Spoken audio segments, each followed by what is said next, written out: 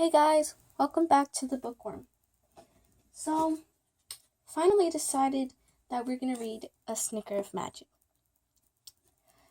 Okay, let's see, Chapter 1.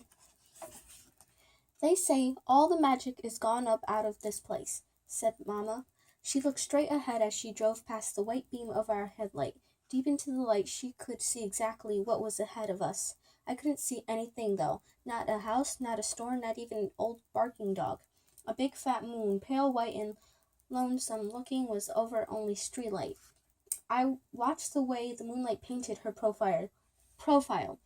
The dark shadows under her cheekbones, the tight pull of her mouth. I didn't need to see her eyes to know how they'd look. Sky blue and beautiful, full of sadness in the proper world. So, I propped my feet up on the dashboard and wiggled my stripped toes. Does that mean there was magic here to start with? The wind answered before Mamma did. It swooshed through the van and flung her blonde hair into a cloud of golden whirls and curls. Only my Mamma could shine like that when the rest of the world was so dark. That's what some people say, she told me, and then she stopped clucking the steer wheel so tight and her shoulders relaxed, and I knew exactly why. She was about to settle into a good story. Midnight Gulch used to be a secret place, Mamma said. The mountain hid the town high up away from the rest of the world, and the river surrounded the mountain and kept it safe. And the forest stood up tall around the river and caught all the town's secrets and songs in its branches. I relaxed into the sound of her voice. Her speaking voice is wonderful, but my Mamma's story voice is like nothing I've ever heard, like something between a summer breeze and a lullaby. This town had to stay secret, you see, because the people who lived there had magic in their veins. Real magic. I could barely even whisper the word. Just the thought of real magic sent shivers from my nose to my toes.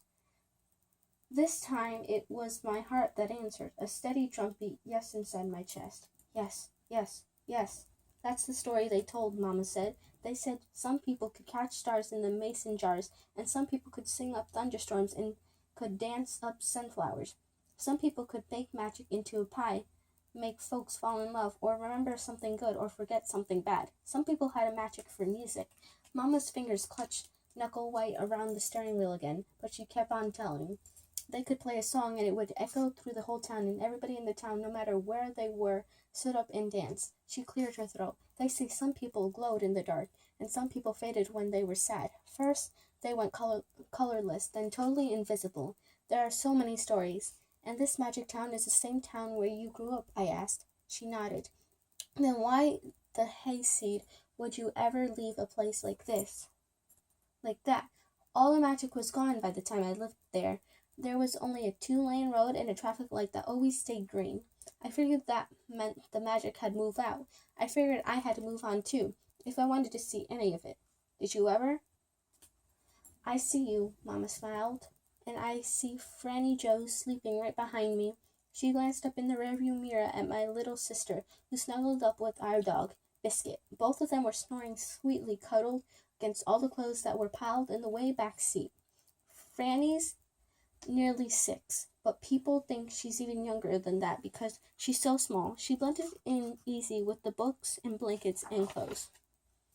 I got all the magic I ever needed here with me, Mamma sighed. I smiled at her words.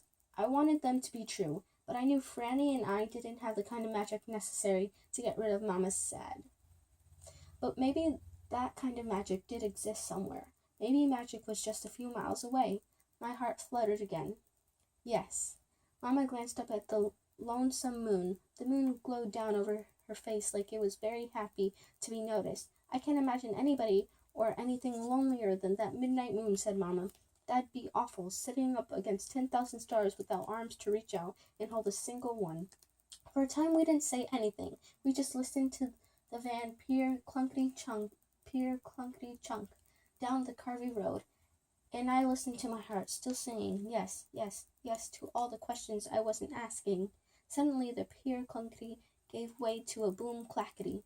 As we crossed over a long, narrow bridge, the crickets sang a little louder as we crossed the river. The moon shone a little bit brighter. The night air smelled like baking cookies, and my heart drummed steady. Yes, yes, yes. Good things happen when my heart says yes, especially if nobody else around me is saying much of anything at all.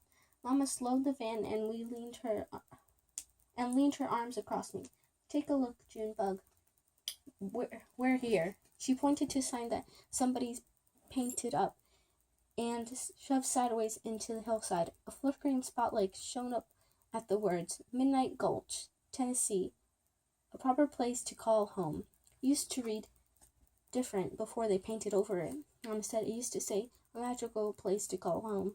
I whispered. I didn't need her to tell me. I could already see the word magical shining as bright as sunshine letters. Even though all those layers of paint, I could see other words too. The stars above us spelled out, Summer Wonder Homespun. And the yellow lines caught in our headlights curved into these words. Stay, listen, see. I heard a poem tangled up inside a rush of the midnight, songs that the crickets were whistling. Finally, at last. Forever and now, here you are. I didn't say another word to Mama that night, but I could feel something good even then. The yes in my heart, the swirling around in my belly, the prickly tingling all the way from the freckle on my finger to the tip of my pinky toe. That much wonderful could only mean one thing. There was still magic in Midnight Gulch. This is how I turned loose.